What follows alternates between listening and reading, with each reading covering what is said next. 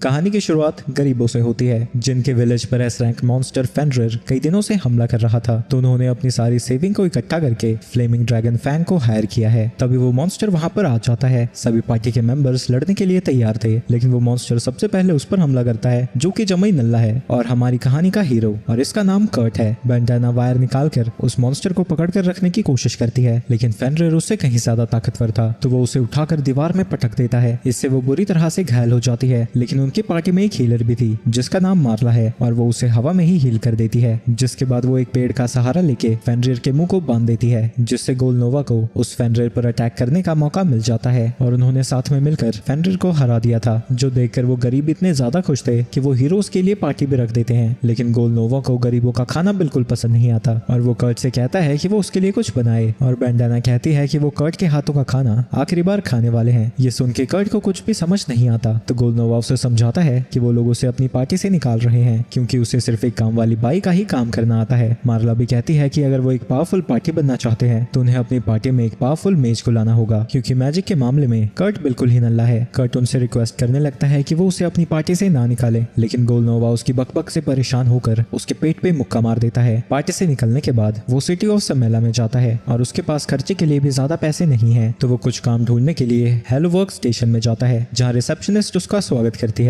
और क्योंकि वो काम ढूंढने गया था, रिसेप्शनिस्ट कहती है कि उसे कुछ टेस्ट से गुजरना होगा। सबसे पहले वो अपना नाम और अपने विलेज के बारे में बताता है, जिसके बाद वो पूछती है कि उसे किस तरह के काम करने का एक्सपीरियंस है। मुझे घर के और सामान वगैरह उठाने का काम मिलता था वो फ्लेमिंग ड्रैगन पार्टी में। क्या तुम उसी पार्टी की बात कर रहे हो जो अभी एसएस रैंक में पहुंच गई? हाँ, पर उन लोगों ने मुझे निकाल दिया। पर ये तो काफी बड़ी बात है कि तुम उनकी पार्टी में काम करते थे। कर्ट को लगता है कि गोलनोवा और बाकी सब बहुत कमाल के हैं, क्योंकि उनकी पार्टी में काम करने के लिए भी उसकी तारीफ हो रही है। और अब कर्ट को बस एप्टीट्यूड टेस्ट देना था। इस दुनिया में एप्टीट्यूड गॉडेस की तरफ से गिफ्ट होता है, और अगर कर्ट लकी हुआ तो शायद आज उसे कोई हिडन टैलेंट भी दिख जाए। एप्टीट्यूड जी रैंक से एसएस रैंक तक जाते हैं। एप्टीट्यूड रैंक्स में बहुत ज्यादा फर्क होता है। एक डी रैंक का स्वॉर्ड्समैन मुश्किल से ही तलवार को चला पाएगा, लेकिन वही ए रैंक का स्वॉर्ड्समैन बड़ी आसानी से स्टील तक को काट सकता है। लेकिन जब उसके टेस्ट रिजल्ट्स वापस आते हैं, उसके कॉम्बैट स्किल में हर जगह जी रैंक था, लेकिन उसका एप्टीट्यूड अभी भी ब्लैक स्मिथ और एल्केमी जैसी चीजों में टेस्ट नहीं हुआ था। पर शेल उसे बताती है कि टेक्नीशियंस एक हफ्ते बाद आएंगे, तो तभी वो ये टेस्ट करवा पाएगा। लेकिन कर्ट के पास अब पैसे भी नहीं बचे थे, तो शेल उससे कहती है कि वो वहां रखे सैंडबैग को उठाने की कोशिश कर सकता है। कर्ट उस बैग को उठा लेता है और शेल कहती है कि इतना काफी है, वो कंस्ट्रक्शन वर्क में काम कर सकता है, और वो सिटी वॉल्स को रिपेयर करने के लिए वहां से भेज देती है, और साथ ही लेटर ऑफ इंट्रोडक्शन भी देती है। इसके बाद कर्ट उस टाउन में पहुंच जाता है जहां उन वर्कर्स का ठेकेदार उसका लेटर पढ़ रहा था। लेकिन कर्ट की बनावट को देखकर उसे लगता है कि वो कोई नाजुक कली है, पर क्योंकि उनके पास वर्कर्स की कमी थी तो वो उसे हायर कर लेता है और बैरल्स की तरफ इशारा करते हुए कहता है कि उसे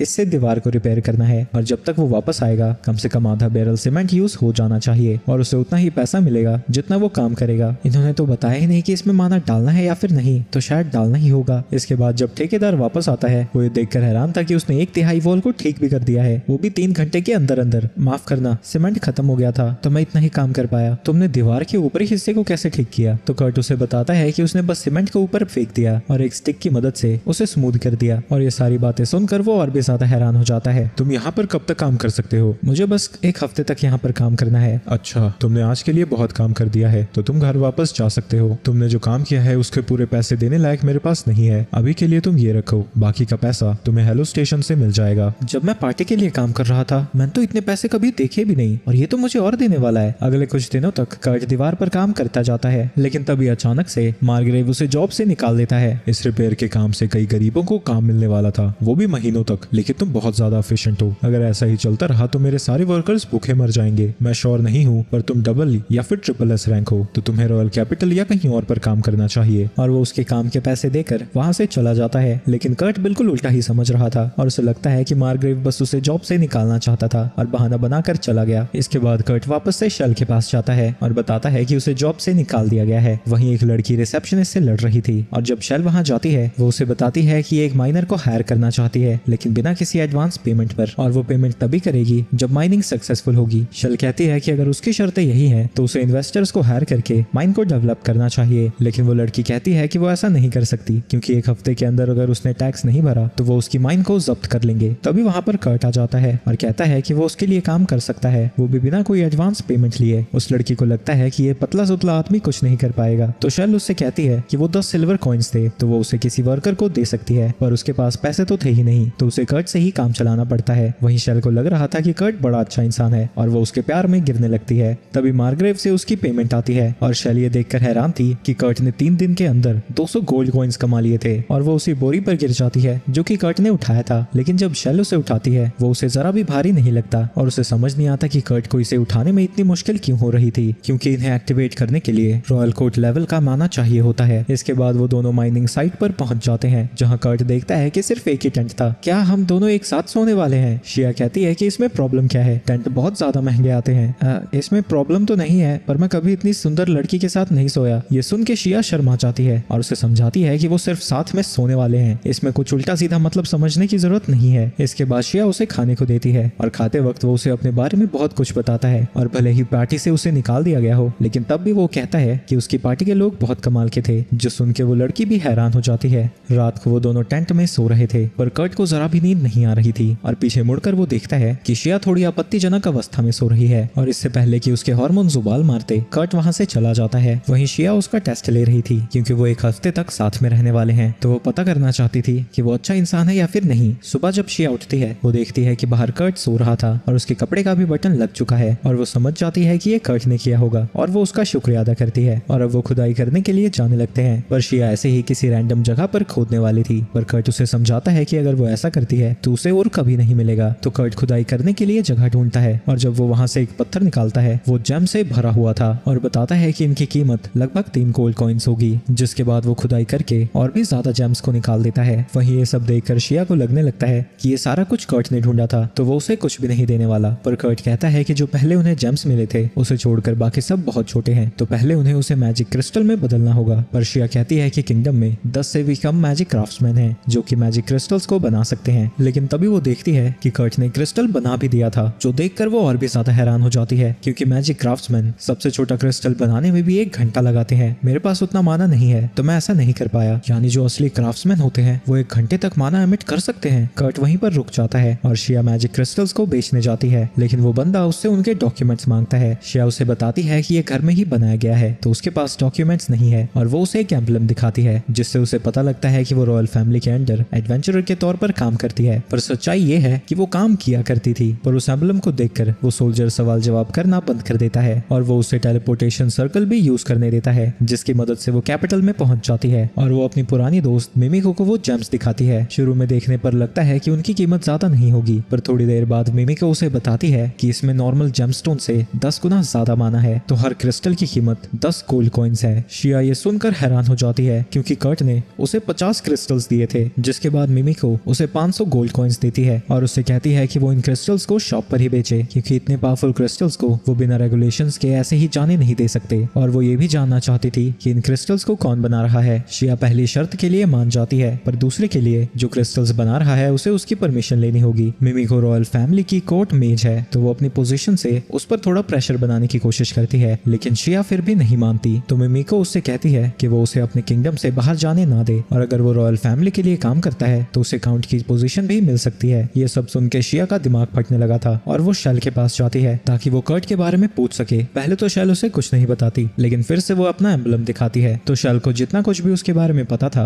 वो उसे बता देती है। जाने से पहले वो उसे 499 गोल्ड कॉइन्स कर्ट के अकाउंट में जमा करने को कहती है और एक रॉयल फैमिली की एडवेंचरर के तौर पर उसे ऑर्डर देती है कि वो कर्ट के बारे में किसी को भी ना बताए। वहीं अगले दिन जब वो कर्ट के पास पहुंचती है, उसने रात भर में ही वहां पर एक घर बना दिया था। शिया उससे पूछती है कि उसने एक दिन में इसे कैसे बना दिया। अच्छा, ये मेरे होम टाउन में लोग ऐसा तो करते रहते हैं, इसमें कोई बड़ी बात नहीं है। जो सुन के शिया और भी ज्यादा हैरान हो जाती है। इसके बाद हम कर्ट की पुरानी पार्टी को देखते हैं जहाँ गोलनोवा अपनी फ्लेम का यूज नहीं कर पा रहा था और उनकी हालत बुरी हो रखी है। वहीं बेंडाना सोच रही थी कि ये पार्टी जल्द ही खत्म होने वाली है। इसके बाद शिया मिमिको के ऑफर के बारे में कर्ट को बताती है, लेकिन कर्ट सीधा मना कर देता है क्योंकि वो नोबल बनकर किसी के भी ऊपर अपना हुक्म नहीं चलाना चाहता। आगे शिया उसे बताती है कि उसने सिर्फ 1 गोल्ड कॉइन लिया जो कि उसके टैक्स पे करने के लिए काफी थे और बाकी उसने उसके अकाउंट में डिपॉजिट कर दिए और अब वो और ढूंढना चाहती थी और कर्ट उसकी मदद करने के लिए भी तैयार हो जाता है। लेकिन शिया को लगता है कि वो रात भर नहीं सोया था तो उसे आराम करना चाहिए। नहीं, ऐसी बात नहीं है, मैं 6 घंटे सो गया था रात को। ये सुन के शिया कंफ्यूज हो जाती है क्योंकि उसने रात भर में घर भी बना दिया और 6 घंटे सो भी गया। वहीं ये सब देखकर कर्ट को लगने लगता है कि वो शायद ज्यादा देर तक सो गया। इसके बाद कर्ट उसे एक और जगह पर लेकर जाता है और उसे वहां पर खुदाई करने के लिए कहकर उसी जगह पर जाता है जहाँ कल वो खुदाई कर रहा था। वहाँ पर खुदाई करने पर शिया को टोपैज मिलता है जिसकी कीमत 3 गोल्ड कॉइन्स होगी। इसके बाद वो कर्ट की जगह पर जाती है जहाँ उसके सामने एक माइन बन रखी थी, और जब वो अंदर जाती है जितना उसने सोचा था वो उससे 3 गुना बड़ा निकलता है। तभी वहाँ पर कर्ट कुछ स्टोन्स लेकर आता है जो उसके हिसाब से जरा भी वैल्यूएबल नहीं है। शिया को वो बड़े सुंदर लग रहे थे तो कर्ट उसे बताता है कि ये मित्रल है। ये सुन के शिया हैरान हो जाती है, क्या तुम इसके बारे में जानती हो? हमारे विलेज में हम बहुत सारे ये माइन किया करते थे पर ऐसे ही फेंक देते थे। जो सुन के उसकी आंखें फट जाती है क्योंकि इसकी कीमत गोल्ड और प्लैटिनम से भी ज्यादा है और ये लोग उसे ऐसे ही फेंक देते हैं। एक सेकंड, अगर ये तुम फेंकने वाले थे तो तुम कौन सा और ढूंढ रहे हो? अच्छा, मैं और एक एल्कम। वही लेजेंडरी और जिसे मेटल ऑफ गॉड्स भी कहा जाता है। ये तो बहुत ज्यादा रेयर होते हैं। नहीं नहीं, ऐसा कुछ नहीं है, ये तो हर जगह मिलते हैं, बस तुम्हें 7 किलोमीटर खोदना होता है। तो तुम 7 किलोमीटर खोद के 8 घंटे में वापस भी आ गए। और उस गड्ढे का क्या किया तुमने? हाँ, इतना तो नॉर्मल है ना, 7 घंटे में इतना तो कर ही सकते हैं। और वो गड्ढा भर दिया मैंने, वो बहुत डेंजरस होते हैं। इसने 8 घंटे में उसे भर भी दिया, अब तो मुझे हैरानी भी नहीं होती। और सामने देखने पर उसे पता लगता है कि कर्ट ने पूरे माउंटेन में एक टनल भी बना दिया है। वो टनल समाइला और लोटेक टाउन को कनेक्ट करता है और मेंटेनेंस फी के बदले शिया ने ट्रैवलिंग मर्चेंट्स को वहां से जाने की परमिशन दे दी है जिसके प्रॉफिट से वो अपने टैक्स को कवर कर सकती है। इसके बाद कर्ट को बेंडाना दिखती है जो उसे बताती है कि उसने फ्लेमिंग ड्रैगन फैंग को छोड़ दिया है। जिसके बाद हम पास्ट को देखते हैं। गोलनोवा का रेस्टोरेंट का खाना अच्छा नहीं लगता और वो बिना पैसे दिए वहां से भाग जाता है। बेंडाना उसे समझाने जाती है लेकिन वो उल्टा उसी को धमकाने लगता है और कहता है कि वो कर्ट को यहाँ लेकर आए और उससे खाना बनवाए, चाहे इसके लिए उसे उसकी टांगे ही क्यों ना तोड़नी पड़े। लेकिन बेंडाना बस उसके टेलीपोर्टेशन क्रिस्टल को छीन लेती है और वहां से भाग जाती है। और रास्ते में उसे गार्ड्स दिखते हैं और क्योंकि उसके पास टेलीपोर्टेशन क्रिस्टल नहीं था तो गार्ड से बचकर वो कहीं नहीं जा पाएगा। वहीं मार्ला फिस को चर्च में बुला लिया गया है तो फ्लेमिंग ड्रैगन पार्टी ऑफिशियली खत्म हो चुकी है। ये सुन के कर्ट दुखी हो जाता है क्योंकि वो गोलनोवा को एडमायर करता था और फिर से उस पार्टी को ज्वाइन करना चाहता था। बेंडाना को पता था कि वो कुछ ऐसा कहेगा और इसीलिए वो उसके पास आई है। वो उससे मदद मांगती है और बताती है कि उसकी एक दोस्त है जो कि एक वर्कशॉप पर काम कर रही थी पर हाथ में किसी प्रॉब्लम की वजह से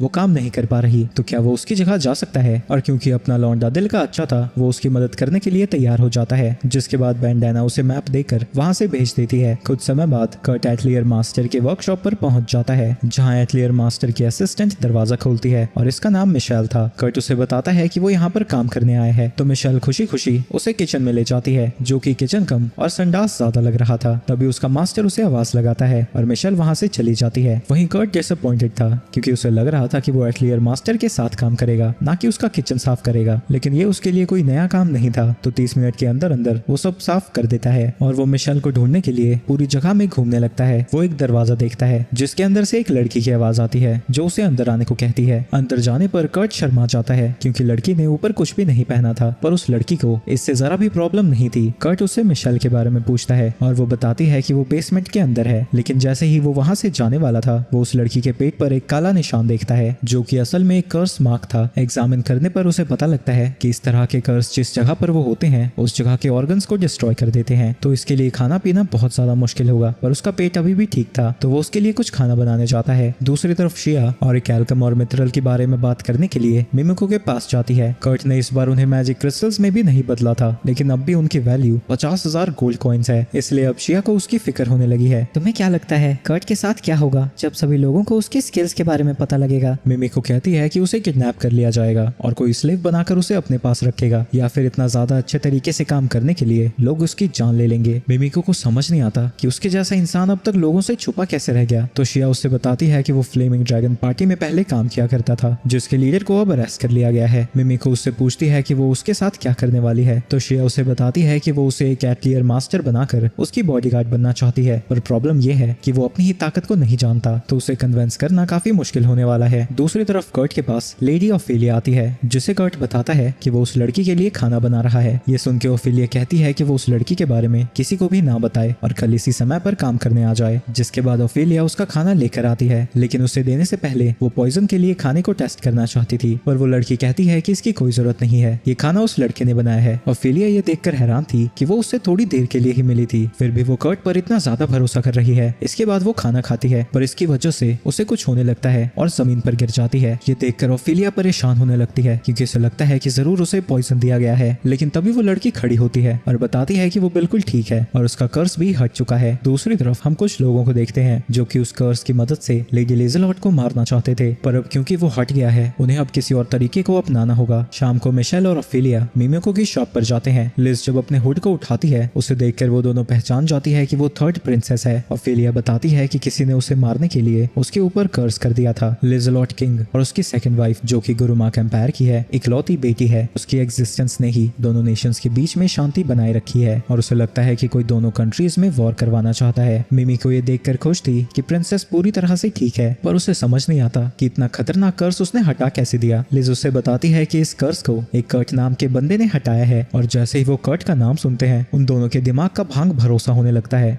वहीं शिया को अभी तक यकीन नहीं हो रहा था कि एक दलिये से उतना भयानक सा कर्स ठीक हो गया। वहीं उस कर्स के पीछे मिमिको को लगता है 3 लोगों का हाथ हो सकता है। पहला है रॉयल एक्सपीडिशनरी फोर्सेस का फर्स्ट जनरल सेनोवा, दूसरा है ट्रिस्टन जो कि चर्च का बिशप है और लास्ट है इसाडोरा जो कि किंग की तीसरी क्वीन है। क्योंकि अब लिज 15 साल की हो गई है, उसे ट्रेनिंग करने के लिए बाहर जाना होगा, इसलिए ऑफेलिया चाहती है कि वो एक नकली एटलियर वर्कशॉप सेटअप करे जहाँ उसकी ट्रेनिंग होगी और जिसने भी वो कर्स प्लेस किया था वो वहाँ के एटलियर मास्टर के बारे में इंफॉर्मेशन निकालने की कोशिश जरूर करेगा। और क्योंकि वो एटलियर मास्टर नकली होगा, उन्हें कुछ भी इंफॉर्मेशन नहीं मिलेगी और वो जितनी कोशिश करेंगे उतनी जल्दी उन सबको कल्प्रिट के बारे में पता लगेगा। और अब उन्हें ऐसा बंदा ढूंढना है जिसकी अचीवमेंट्स एटलियर मास्टर जैसी हो। तो शिया उन्हें वो क्रिस्टल दिखाती है जो कि ओफेलिया को भी बहुत कमाल का लगता है और शिया बताती है कि ये कर्ट ने बनाया था, जो सुनकर वो हैरान हो जाती है। वहीं कर्ट काम करने के लिए अगले दिन वापस आता है, पर मिशेल उसे बताती है कि कल उससे मिलने के बाद वो कहीं चली गई तो आज उसके लिए कोई भी काम नहीं है। तो वो एक रेस्टोरेंट में खाने जाता है जहाँ एक एडवेंचरिंग पार्टी को एक पॉटर की जरूरत थी, तो उनकी मदद करने के लिए कर्ट पहुंच जाता है। लेकिन वो कहते हैं कि उसके जैसा बच्चा पॉटर नहीं बन सकता क्योंकि वो आयरन कॉलम्स को हंट करने जा रहे हैं। लेकिन कर्ट कहता है कि वो 200 किलो तक उठा सकता है और वहाँ खड़े एक बंदे को भी उठा देता है और दूसरे एडवेंचरर को उठाने जाने लगता है। रुक जाओ, मैंने अपना आर्मर पहना है, अभी मेरा वजन 150 किलो से भी ज्यादा है। लेकिन कर्ट उसे भी बड़ी आसानी से उठा देता है। इसके बाद वो उन सब के साथ कॉलम्स को हंट करने निकल जाता है जहाँ वो तीनों उसे अपना इंट्रोडक्शन देते हैं और बताते हैं कि उनका एक और मेंबर है जो कि पॉटर है और उनकी पार्टी का नाम साकुरा है। रास्ते में कर्ट का पैर एक स्लाइम के अंदर फंस जाता है। सीना उसे उसके कोर पर अटैक करने को कहती है, पर उसकी कॉम्बैट स्किल्स इतनी ज्यादा बुरी है कि वो चाकू अपने पैर में ही घुसा देता है। ये देखकर वो तीनों रियलाइज करते हैं कि कॉम्बैट में वो हद से ज्यादा बुरा है, तो वो उससे कहते हैं कि वो कॉम्बैट उनके ऊपर छोड़ सकता है। मैं फेल हो गया, फिर भी इन्होंने मुझ पर गुस्सा नहीं किया। ये फ्लेमिंग ड्रैगन फैंग से तो बहुत अच्छे हैं। इसके बाद वो उस गुफा के अंदर पहुंच जाते हैं जहाँ उन्हें गॉब्लिन के होने का निशान दिखता है, पर कांस कर्ट से कहता है कि वो चिंता ना करे, वो एक या दो गॉब्लिन को बड़ी आसानी से हरा सकते हैं। तभी एक गॉब्लिन उनके सामने आ जाता है जिससे वो दोनों मिलकर हरा देते हैं। लेकिन तभी उन्हें गॉब्लिन के झुंड की आवाज आने लगती है और वो इतने सारे गॉब्लिन से नहीं लड़ सकते थे। तभी कर्ट को एक सीक्रेट रास्ता मिलता है जिसके थ्रू वो सब लोग चले जाते हैं, लेकिन वो गधी सीना अंदर आते ही दरवाजे को बंद कर देती है। जबकि कर्ट और डांजो अभी भी बाहर थे। तभी उन्हें कांस की आवाज आती है। वो उन्हें कहता है कि वो उनके बिना ही आगे बढ़ जाएं। वहीं उन दोनों को ही मरने से कोई डर नहीं था क्योंकि वो अपने दोस्त और बहन को बचाते हुए मर रहे थे। ये सुन के कर्ट इमोशनल हो जाता है क्योंकि वो लोग उसे अपना दोस्त मानते थे, लेकिन वो उनके लिए कुछ भी नहीं कर सकता। सीना जब वहाँ पर रोशनी करती है, उनके सामने एक आयरन ड्रैगन गोलम था। दूसरी तरफ लीजा और शिया कर्ट से मिलने आए थे जहाँ वो उससे कहती है कि वो उसे लीजा बुलाए ताकि किसी को भी उसकी आइडेंटिटी का पता ना लगे। अंदर जाने पर उन्हें कोई भी नहीं दिखता, पर बैंडाना वहाँ पर पहले से ही मौजूद थी जो उन्हें बताती है कि वो साकुरा पार्टी के साथ आयरन गोलम्स को हंट करने गया है। जिसके बाद शिया और लिज केव के अंदर पहुंच जाते हैं जहाँ वो फुटप्रिंट्स को फॉलो करते हुए आगे बढ़ते जाते हैं और जहाँ उनके फुटप्रिंट खत्म होते हैं, लीजा अपने मैजिक का यूज करके अपने सेंसेस को एनहांस करती है। लेकिन सुनने पर उसे कुछ भी पता नहीं लगता, लेकिन सूंघने के बाद उसे पता लग जाता है कि कर्ट किस तरफ गया था। शिया रियलाइज करती है कि उसकी स्मेल का पता करने के लिए लिज को कर्ट के काफी करीब जाना पड़ा होगा। आगे जाने पर लिज को कुछ लोग लड़ते हुए दिखते हैं, तो वो शिया की एबिलिटीज को एनहांस कर देती है और जब वो दोनों गॉब्लिन से घिरे हुए थे, शिया वहाँ पर उनकी मदद करने आ जाती है। वहीं इतने सारे गॉलम्स को देखकर सीना डर जाती है और उसे लगता है कि आज वो मारे जाएंगे, लेकिन कर्ट उससे कहता है कि वो ऐसे ही हिम्मत नहीं हार सकती और आगे जाके सभी गॉलम से लड़ने लगता है और एक एक अटैक से उसने सबको हरा दिया था। ये सब देखकर सीना को अपनी आंखों पर यकीन नहीं होता और कर्ट बताता है कि उसे आयरन गॉलम्स को माइन करने की आदत है। तभी दरवाजा खोलकर वहाँ पर शिया आ जाती है और चिल्लाकर पूछती है कि यहाँ पर क्या हुआ। सीना उसे बताती है कि कर्ट ने यहाँ मौजूद सभी ड्रैगन गॉलम्स को हरा दिया, वो भी सिर्फ एक ही अटैक से। कर्ट शिया को देखकर कहता है कि वो कांस और डांजो की मदद करे, लेकिन शिया उसे बताती है कि वो बस जख्मी है, उन्हें कुछ भी नहीं हुआ है। शिया कर्ट की एबिलिटीज के बारे में सोचने लगती है। तभी लिज वहाँ आकर उसकी तारीफ करने लगती है। इसके बाद वो सब एक जगह पर बैठे हुए थे जहाँ वो उनकी जान बचाने के लिए एलिशिया का शुक्रिया अदा करते हैं। इसके बाद वो कर्ट को बताती है कि वो एक नया एटलियर खोलने वाली है और वो चाहती है कि कर्ट उसे ज्वाइन करे, जिसके लिए कर्ट मान जाता है। आगे शिया कहती है कि एटलियर को प्रोटेक्ट करने के लिए उसे कुछ एडवेंचरर्स की भी जरूरत पड़ेगी और वो कांस और उसकी पार्टी को हायर करना चाहती है, जिसके लिए वो भी मान जाते हैं। इसके बाद कर्ट हेलो स्टेशन में जाता है जहाँ वो अपने अप्रेजल के लिए मिमिको से मिलता है। अप्रेजल के बाद मिमिको उसे बताती है कि उसकी सारी non combat skills B rank पर हैं, पर वो पूरी तरह से झूठ था क्योंकि उसकी सारी स्किल्स ट्रिपल एस रैंक है और उसके जितना माना पूल उसने किसी का भी नहीं देखा था। और वो लकी है कि उसका एप्टीट्यूड टेस्ट मिमिको ने किया था, अगर किसी और ने किया होता तो पूरी दुनिया में भगदड़ मच जाती। वहीं इस चीज को पीछे से शेल सुन लेती है और वो दोनों कहने लगते हैं कि अगर इसके बारे में किसी को भी पता लगा तो उन्हें उसके जान से मारना होगा। जो सुन के शेल चिल्लाती है कि उसने कुछ भी नहीं सुना था। इसके बाद वो सभी उस टाउन में जाने लगते हैं जहाँ उनकी एटलियर वर्कशॉप सेटअप होगी, लेकिन अभी तक शिया ने उन्हें एटलियर मास्टर के बारे में कुछ नहीं बताया था। तो कांस पूछता है कि वो है कौन, लेकिन शिया बस कहती है कि वो बहुत ऑनरेबल है। ये देखकर सीना को उसके ऊपर शक होने लगता है। इन्होंने हमें इसलिए हायर किया ताकि हमें चुप करा सके।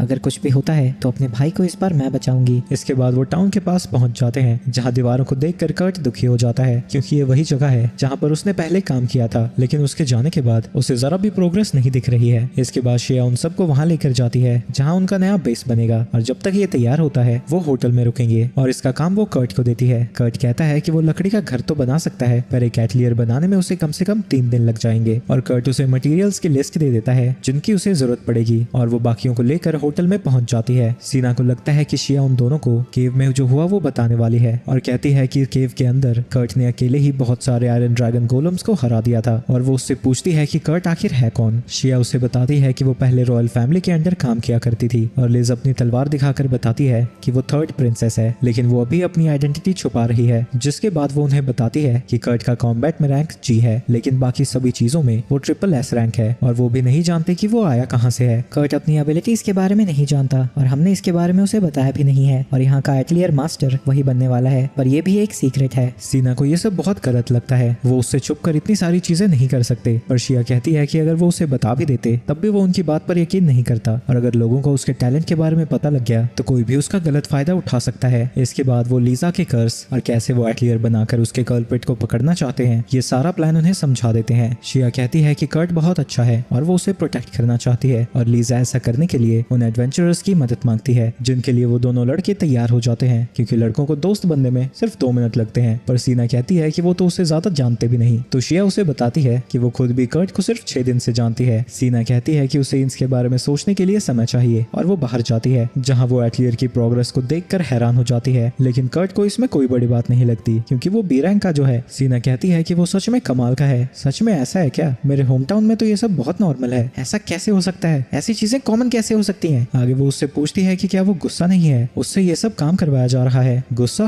बिल्कुल भी नहीं, मेरे साथ कोई जबरदस्ती नहीं कर रहा। वैसे भी जिस पार्टी में मैं था मुझे यूजलेस बोलकर वहां से निकाल दिया। यहाँ मैं बहुत खुश हूँ, मैं लोगों के काम आ पा रहा हूँ। ये सुन के सीना याद करती है शिया ने उसे बताया था कि कर्ट बहुत ज्यादा प्योर और इनोसेंट है और अब उसे समझ में आता है कि बाकी सभी लोग कर्ट को बचाना क्यों चाहते हैं और कहती है कि वो सभी लोग दोस्त हैं। दूसरी तरफ डांजो बैंडाना से मिलने जाता है जो कि उसके पार्टी मेंबर बेबी नोके के बारे में उसे बता रही थी। उसे 1000 फेसेस के नाम से भी जाना जाता है जो कि वेलन से मिशन लेकर एडवेंचरिंग पार्टी को ज्वाइन करके उन्हें डिस्ट्रॉय कर देता है और इस बार उसे साकुरा को डिस्ट्रॉय करने का मिशन मिला था। इस इन्फॉर्मेशन के बदले पैसे देकर डांजो वहां से चला जाता है। इसके बाद हम बेबी नोको को देखते हैं जो कि मस्त दारू शारू पी रहा था और जैसे ही वो डांजो को देखता है डर के मारे भागने लगता है, पर बैंडाना उसे गिरा देती है और डांजो उसे धमकी देता है कि वो उसके दोस्तों के करीब भी ना दिखे और वो वहां से चला जाता है। वहीं बैंडाना चाहती थी कि डांजो उसे खत्म कर दे तो वो खुद उसे मारने जाती है, लेकिन तभी वहां 2 बंदे आकर उसे वहां से ले जाने लगते हैं। उन्हें देखकर बैंडाना पहचान जाती है, वो फैंटम में से थे जो कि एक इंटेलिजेंस यूनिट है जो कि मिमिको के अंडर आती है। तभी एक कौवा आकर उसे एक लेटर देता है जिसमें उसके मास्टर ने कहा था कि वो इस चीज में ज्यादा इंटरफेयर ना करे क्योंकि ये मार्ला के जुरिस्डिक्शन में आता है। इसके बाद हम मार्ला को देखते हैं जिसे किसी ने मैजिक सर्कल के अंदर कैप्चर करा हुआ है। अगले दिन जब कांस और डांसो उठते हैं वो कर्ट के बनाए हुए वर्कशॉप को देखते हैं जो कि वर्कशॉप कम और एक महल ज्यादा लग रहा था और यहाँ तक कि उसने ट्रीज और घास फूस भी रोपे थे और मुझे नहीं पता कि वो इतने ज्यादा बड़े कैसे हुए एक दिन के अंदर। और जहाँ सभी लोग हैरान हो रखे थे, लीजा यहाँ पर शादी करके कर्ट के साथ रहने के सपने देख रही थी। इसके बाद कर्ट आकर उन्हें अंदर इन्वाइट करता है और पूरे वर्कशॉप का टूर देने लगता है। सबसे पहले थी मेन एंट्रेंस, 2 बेसमेंट फ्लोर और वाटर क्रिएशन सिस्टम जहाँ पे पूरे मैंशन का पानी बनता है और इतनी सारी चीजें सुनकर बेचारों का दिमाग घूमने लगता है। इसके बाद वो उन सभी सभी को उनके रूम दिखाता है, जो देखकर सभी लोग खुश थे। और आखिर में एटलियर मास्टर का रूम, और वो शिया से पूछता है कि एटलियर मास्टर आने कब वाले हैं। शिया कहती है कि उन्हें आने में थोड़ा समय लगेगा और पूछती है कि उसका रूम कहाँ है। मैं यहाँ के कामों का इंचार्ज हूँ ना, तो मैं किचन के बगल वाले वो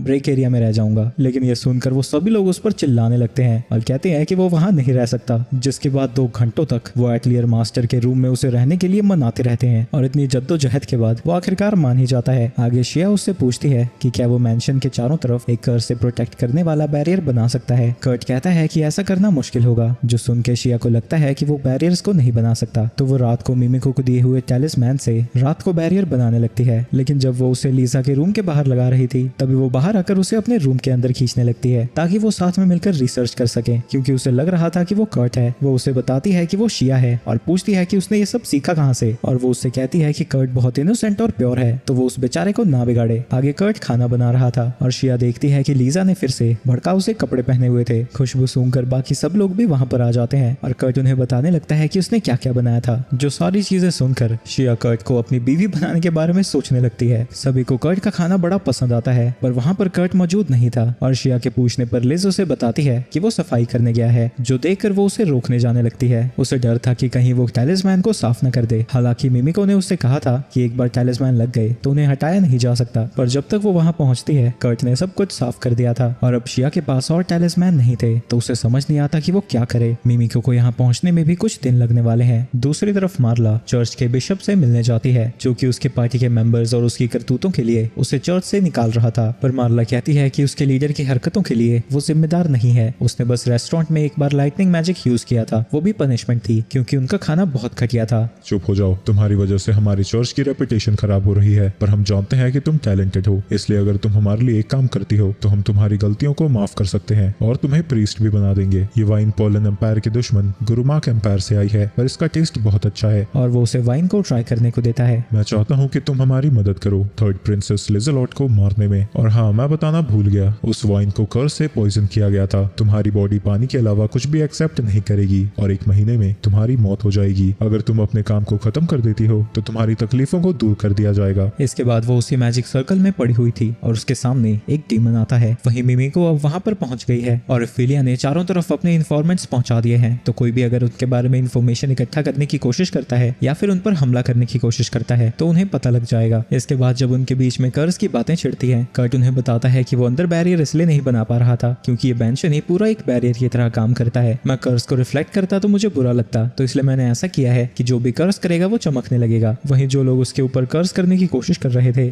कंफ्यूजन के मारे उनका बुरा हाल हो रखा था। शिया मिमिको और ओफिलिया को बताने जाती है कि उन्हें चमकते हुए आदमियों को ढूंढना है। दूसरी तरफ सिटी की दीवारों की तरफ मार्ग्रेव और उसका बेटा चिंता में थे क्योंकि कुछ मॉन्स्टर्स का झुंड उनकी सिटी की तरफ ही आ रहा है। पर अब वॉल्स भी पूरी तरह से रिपेयर हो चुकी हैं और आर्मी भी लड़ाई करने के लिए रेडी है, तो उन्हें रोकने में उन्हें ज्यादा तकलीफ नहीं होगी। दूसरी तरफ इन तीनों को चमकता हुआ बंदा मिल जाता है, पर उससे शायद उसके साथी ने मार दिया है और वो तीनों ये देखकर हैरान थी कि कर्ट ने ऐसा बैरियर इतनी जल्दी बना दिया जो कि आदमी के मरने के बाद भी काम करता है। और ओफिलिया को लगता है कि उन्हें उसे सारी चीजें बता देनी चाहिए, फिर शायद उन्हें असासिन को ढूंढने में कुछ घंटे ही लगेंगे। तभी उन्हें अलार्म बेल सुनाई देने लगते हैं क्योंकि मॉन्स्टर्स ने सिटी के ऊपर हमला कर दिया है। मार्ग्रेव के सोल्जर्स उन मॉन्स्टर्स के थ्रू लाइट स्पेल कास्ट करते हैं ताकि वो उन्हें देख सके। मार्ग्रेव देखता है कि वो मॉन्स्टर्स की तादाद बहुत ज्यादा है और वो इतने मॉन्स्टर से नहीं लड़ सकते थे, तो वो अपने सोल्जर से कहता है कि वो इसी दीवार पर रहें और बाकियों को ऑर्डर देता है कि वो सिटी को इवैक्यूएट करें। मार्ग्रेव भी अपने सोल्जर्स के साथ लोगों को बचाने के लिए अपनी जान देने के लिए तैयार था, लेकिन जैसे ही वो मॉन्स्टर्स दीवार को छूते हैं वो अपने आप ही खत्म होने लगते हैं। ये सब देखकर मार्ग्रेव को याद आता है कि वॉल का ये वाला एरिया कर्ट ने रिपेयर किया था, तो यानी जरूर उसने कुछ किया होगा।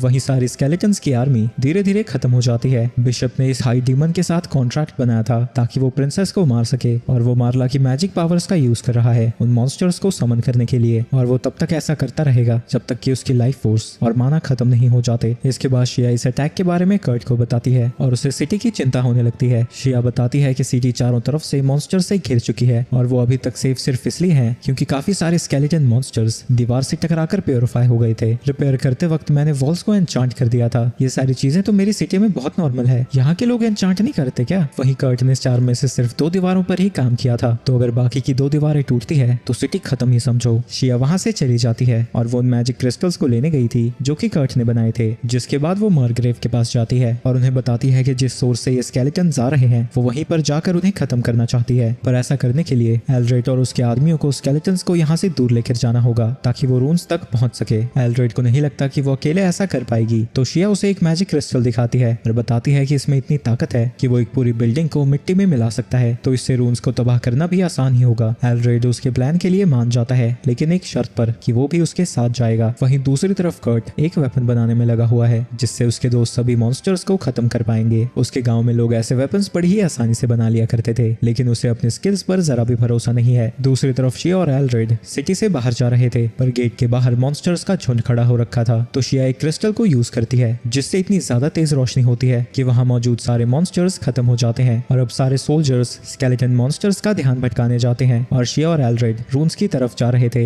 दूसरी तरफ कर्ट का वेपन लगभग तैयार हो गया है, लेकिन उससे लगता है कि उसका ब्लैक स्मिथिंग रैंक तो सिर्फ बी है, तो उसका बनाया हुआ वेपन किसी मॉन्स्टर से लड़ने लायक होगा ही नहीं। तभी वहां पर लिज आ जाती है जिससे उसका वेपन बहुत ज्यादा प्यारा लग रहा था, तो कर्ट उसे गिफ्ट कर देता है जिसे पाकर वो बहुत खुश थी। लेकिन कर्ट ने पहले भी नोटिस किया था कि उसकी स्माइल में कुछ कमी है। क्या तुम्हें कोई टारगेट कर रहा है? लिज उससे माफी मांगती है क्योंकि उसकी वजह से कर्ट और बाकी सभी को अपनी जिंदगी भी दांव पर लगानी पड़ रही है। शिया भी उसी के लिए अपनी जान को खतरे में डालने गई है, लेकिन कर्ट को नहीं पता था कि वो एक प्रिंसेस है और वो याद करता है कि एक बार उन रूम्स में गोल नोवा ग्राफिटी बना रहा था और उसे लगता है कि शिया रूम्स में इसलिए गई है ताकि वो उस ग्राफिटी बनाने वाले आर्टिस्ट को रोक सके जो कि लीजा का पीछा कर रहा है। उसका अंदाजा भले ही बिल्कुल गलत हो, लेकिन वो फिर भी शिया की मदद करना चाहता था और लिज भी कहती है कि वो भी अपने लिए खुद लड़ना चाहती है, तो क्यों ना उन मॉन्स्टर से हम भी लड़ने चलें। लिज इसके लिए तैयार हो जाती है, लेकिन वो पूछती है कि वो दीवारों से बाहर कैसे जाएंगे क्योंकि वो तो मॉन्स्टर से घिरी हुई है। तुम इसकी फिक्र मत करो, ऐसी प्रॉब्लम्स को सॉल्व करने का मेरे पास एक्सपीरियंस है। दूसरी तरफ शिया को लगने लगता है कि कर्ट फिर से कुछ उल्टा सीधा करने वाला है। वहीं लीसा जब तैयार हो रही थी उसे याद आता है कि उसने तलवार को अभी भी टेस्ट नहीं किया था, लेकिन जब वो उसे टेस्ट करती है उससे कुछ भी नहीं होता। इसके बाद कर्ट तैयार होकर वहां पहुंच जाता है और उसे देखकर उसे लगता है कि उस तलवार ने उसके ऊपर कुछ तो किया है। दूसरी तरफ शिया और एल्ड्रेड अभी भी रून्स की तरफ जाने की कोशिश कर रहे हैं। सोल्जर्स ने काफी सारे मॉन्स्टर्स को अपनी तरफ अट्रैक्ट कर लिया है, लेकिन फिर भी इनकी तादाद कम ही नहीं हो रही और अब उसके क्रिस्टल्स भी कम पड़ने लगे हैं। तभी एल्ड्रेड को एक मॉन्स्टर स्टैब कर देता है और जब शिया उसकी मदद करने जाती है वो मॉन्स्टर से घिर जाती है। तभी वहां पर कैंस और डांजो आ जाते हैं। उन्हें जब पता चला कि शिया यहाँ पर आई है तो वो अपने मिशन को खत्म करते ही यहाँ पहुंच गए, जिसके बाद उन्हें वो जगह मिल जाती है जिसके अंदर से मॉन्स्टर्स बाहर आ रहे हैं। तो शिया एक क्रिस्टल का यूज करके वहाँ के सभी मॉन्स्टर्स को खत्म कर देती है और एल्ड्रेड को एक हीलिंग पोशन देती है जो कि कर्ट ने बनाया था, जिसके बाद वो एंट्रेंस की तरफ जाने लगते हैं। लेकिन तभी वहां से काफी सारे मॉन्स्टर्स बाहर आने लगते हैं, तो कांजा और डांजो कहते हैं कि वो उन्हें संभाल लेंगे, तो शिया और एल्ड्रेड अंदर जा सकते हैं। दूसरी तरफ वो डीमन अभी भी मार्ला का माना खींचे जा रहा है, पर जितना उसने सोचा था ह्यूमंस उससे काफी बेहतर परफॉर्म कर रहे हैं, खासकर शिया और एल्ड्रेड जो कि रून के अंदर भी पहुंच गए हैं। भागते भागते वो दोनों उस जगह पर पहुंचते हैं जहां से वो मॉन्स्टर्स समन हो रहे थे। तो शिया वहां पर एक कर्ट का क्रिस्टल फेंक देती है जिससे सारे मॉन्स्टर्स भी गायब हो जाते हैं और वो मैजिक सर्कल भी।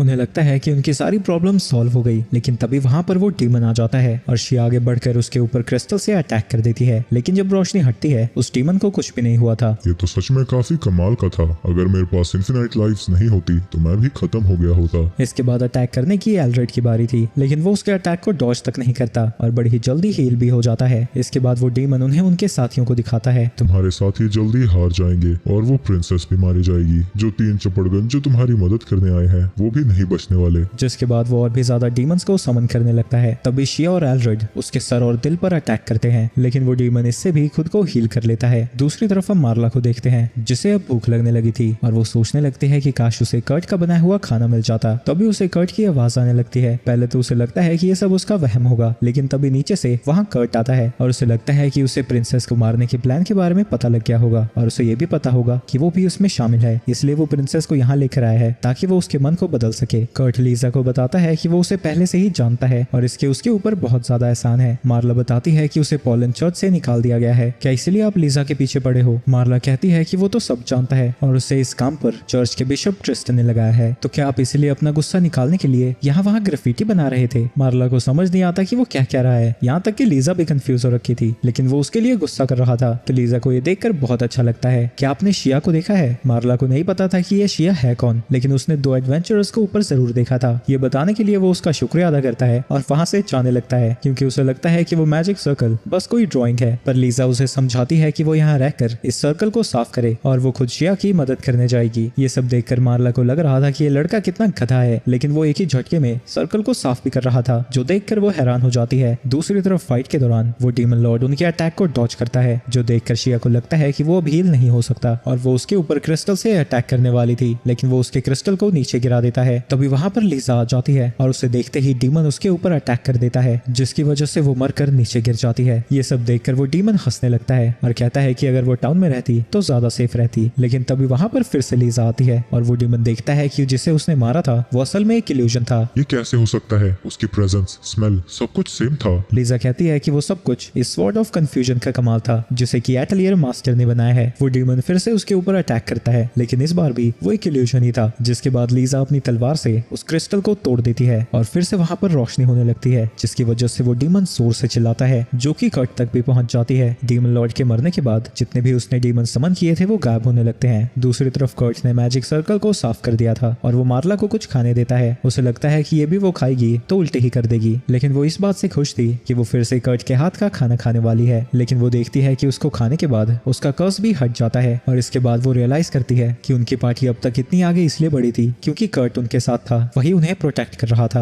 जिसके बाद वो रोते हुए कर्ट से माफी मांगने लगती है। इसके बाद वहां पर शिया और लीजा आ जाते हैं, लेकिन तभी जमीन के अंदर से दो फैंटम्स बाहर आते हैं और शिया उससे कहती है कि ये लोग ग्राफिटी बनाने वाले को पकड़ने आए हैं। मार्ला कर्ट से उसकी मदद मांगने लगती है तो कर्ट कहता है कि वो जेल में उससे मिलने जरूर आएगा और उसका फेवरेट खाना लेकर आएगा। इसके बाद वो एटलियर में उसे वापस लेके जाने लगते हैं और कर्ट सोचता है कि उसके पास दोस्त हैं और रहने के लिए घर भी, और वो बहुत खुश है। इसके बाद पार्टी चल रही थी जहाँ सभी लोग कर्ट का बनाया हुआ खाना खा रहे थे। वहीं लीसा उसे एल्ड्रेड से मिलाती है और बताती है कि वो इस सिटी का आर्मी जनरल है। एल्ड्रेड उसे बताता है कि वो कभी कभी ठेकेदारी भी कर लेता है। तभी वहाँ पर फायरवर्क्स चलने लगते हैं और कर्ट बताता है कि ये उसने बनाए थे। तभी वो दोनों देखते हैं कि उनकी सारी इंजरीज हील हो गई थी। ये तो नॉर्मल है ना, खाने के बाद तो चोट ठीक ही हो जाती है, इसमें नॉर्मल कुछ भी नहीं है, इतनी जल्दी कोई चोट ठीक नहीं होती। इसके बाद हम एक लड़की को देखते हैं जिसे बांधकर टांग दिया गया था और उसके पास एक थुलथुला सा आदमी आता है